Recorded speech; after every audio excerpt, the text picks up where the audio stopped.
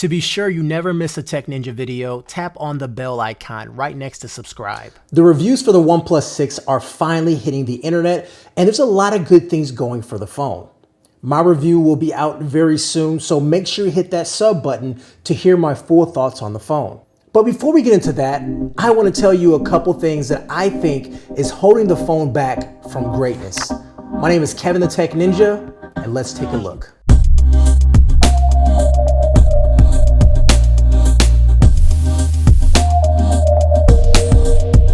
Number one, the build. The build is premium and it feels like a Samsung device. However, it does not utilize the things that make glass somewhat worth it, and that is wireless charging. I know it has dash charging, which gives you all day battery life in 30 minutes, but still wireless charging is showing up in more and more places like coffee shops, cars, and even furniture. You know, it's nice to set your phone down and get a little mini charge and not having to worry about bringing cables anywhere you go. And what I mean by that, it's super nice going to a coffee shop and a wireless charging pad's already there. In some cars, you sort of set your phone in underneath the dash and there's a wireless charging bay there as well. It's also slippery and smudges like crazy.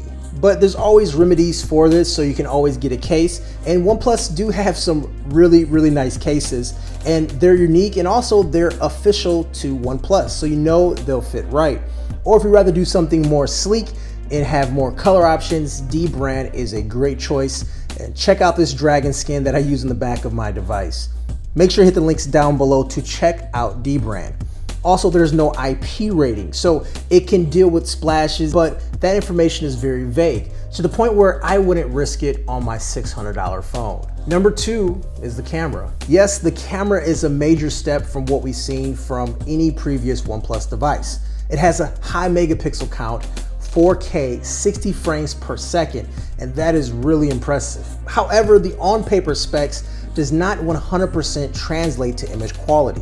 I found in my testing the images are deeply saturated and very soft, which in turn gives you great images for social media and it looks good on the screen. However, if you do want to blow these images up or make any sort of adjustments, it does fall apart quickly, and you can see these images really don't have a ton of detail. Also, portrait mode is consistent at best.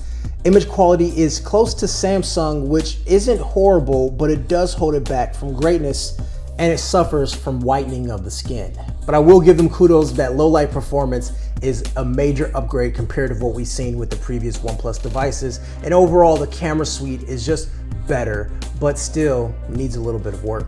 Number three, speakers. OnePlus has a single bottom speaker. It's clear and loud, but it cannot hold a candle to the likes of Apple and Google, who are now using front-facing speakers.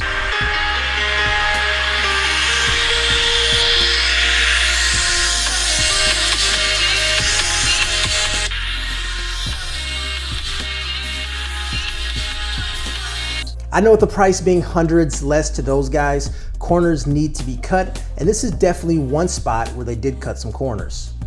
Number four, the always-on display.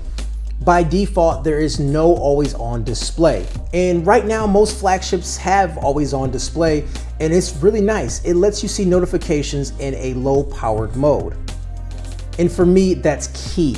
I love being able to see what's going on at all times without having to unlock my phone. I can see that it's just an email or just a text. I can get to it later versus a missed call, and all that interaction happens with just a glance. You know, it's a shame that it's not there, and it looks like it was scrapped due to battery life, as you can still get it, but it does require a few additional steps and flashing additional files. For more information on that, it is linked down below.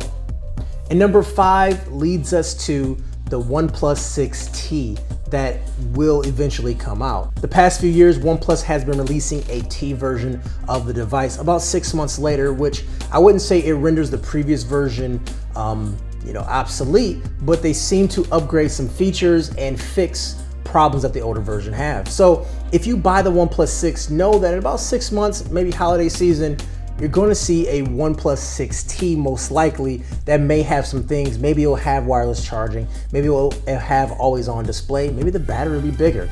So those are a couple things that you should really think about, especially if you keep a phone for several years or 3 or 4 years. You want the latest and greatest at that time. 6 months later, your phone will be overshadowed by the T variant. Anyways, guys, those were 5 things that I found with the OnePlus 6T that's holding it back from greatness. As I said, I have my full review coming out really soon, but the phone is really good. I just wanted to get a couple things out there as people are starting to order and things that I found on the device. Anyways, guys, Kevin the Tech Ninja here. Have a great day. I'll see you guys later. Peace. KTTN, say it again. Tell a friend that it's him again. Yo, real talk, opinions gon' be sharper than 4K. Scope Squad, eat it up, simmer it, saute. Ninja got reviews and brands galore. You ain't never seen a channel like this before. No head.